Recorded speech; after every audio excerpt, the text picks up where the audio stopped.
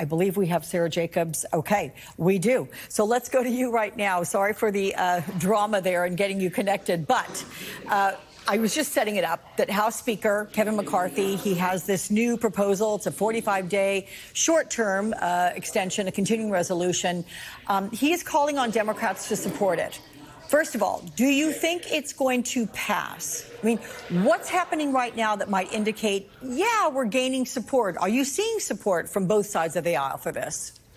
You know, right now we are looking to make sure that it is in fact what Kevin McCarthy said.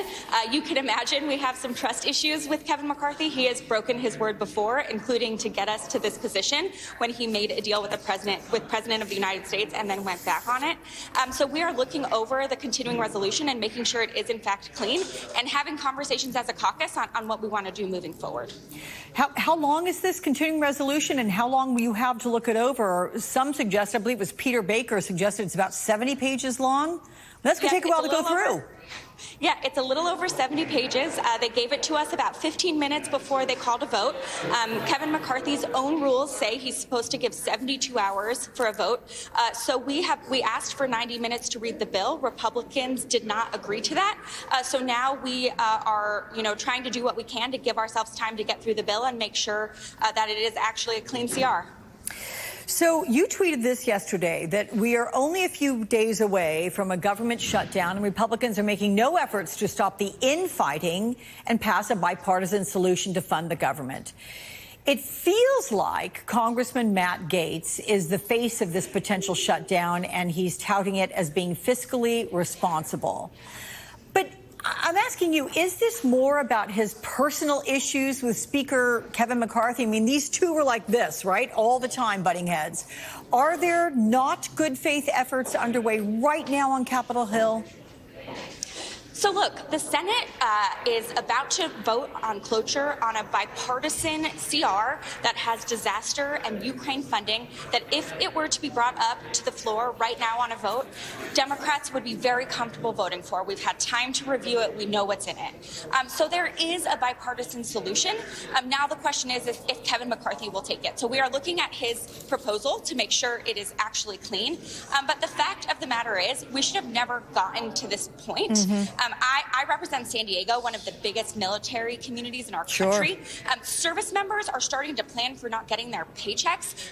Mothers and children are starting to plan for not getting WIC. Even if Kevin McCarthy somehow is able to get this done this weekend, this isn't something for him to celebrate. This is the bare minimum of making our government work, and he should be ashamed that he's even putting these families through this much uncertainty. But let me ask you, you talk about the Senate bill that you have been able to go through that you believe Democrats would vote for. That includes provisions for emergency funding, disaster relief, and also funding for Ukraine. It's my understanding, based on what Kevin McCarthy was telling our reporter Julie Sirkin at the top of the hour as he was leaving the House chamber, that this other bill that you're looking over right now, Democrats are reviewing, does not have funding for Ukraine. It only has funding for emergency disaster relief. Is this something that Democrats can get on board with? That's our understanding, too, and it's one of the things we're looking to verify in the text of the bill. I think one of the things that's really important to note is that when we say Ukraine funding, it's not actually for Ukraine. The administration will still be able to send things to Ukraine. What this money actually is so that the United States can replenish our own stocks of weapons. It matters for our own national security. If we don't pass it and someone were to attack us, we wouldn't necessarily have the weapons that we need without this funding to be able to replenish our own stocks. But it's a conversation Democrats in the House are having right now on what we're going to be able to support. And I wish I could tell you an answer right now, but it's a family discussion that's ongoing.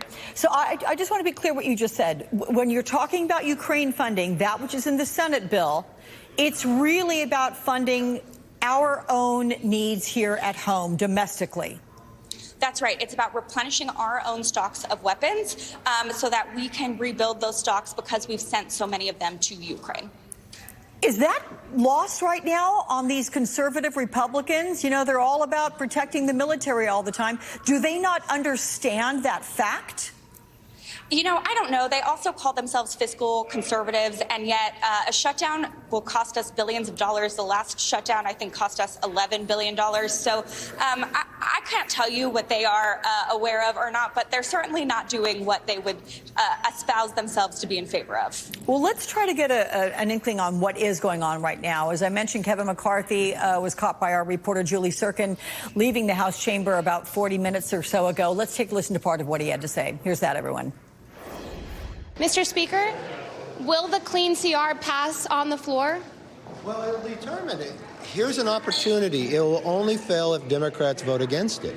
This is an opportunity to make sure our troops get paid while we finish our jobs. The House has done 70% of all the appropriations dollar figures. The Senate has done nothing. And the Senate cannot move a bill in time for government shutting down. But I cannot look at the troops in the eye and them worry, here they are defending our freedoms of whether they can pay their car loan or their house payment. So let's keep it open while we finish the work that we have to get done. Let me just say that I had Senator Michael Bennet on at the top of the show, Democrat from Colorado, and all the references to the Senate not getting their job done. He said, I have no clue what he is talking about because we have. That said, when you listen to this, are you given any sort of hope that Kevin McCarthy is indicating he wants to work with Democrats to avoid shutting down the government? If Kevin McCarthy really wanted to work with Democrats, he would have come to the table before we had less than 12 hours till the government was going to shut down and put all these families through this uncertainty. And he would have made sure that the bipartisan agreement that happened in the Senate came to the floor. We are looking right now at what he's proposed. He did not talk to us ahead of time. He gave us 15 minutes to look over a 70-page bill. So I'm hopeful that we will be able to avert this government shutdown. But let's be clear, this whole crisis is of Kevin McCarthy's own making. California Congresswoman Sara Jacobs, thank you for your time on this really busy day. I appreciate you stepping out and talking with us. Meantime,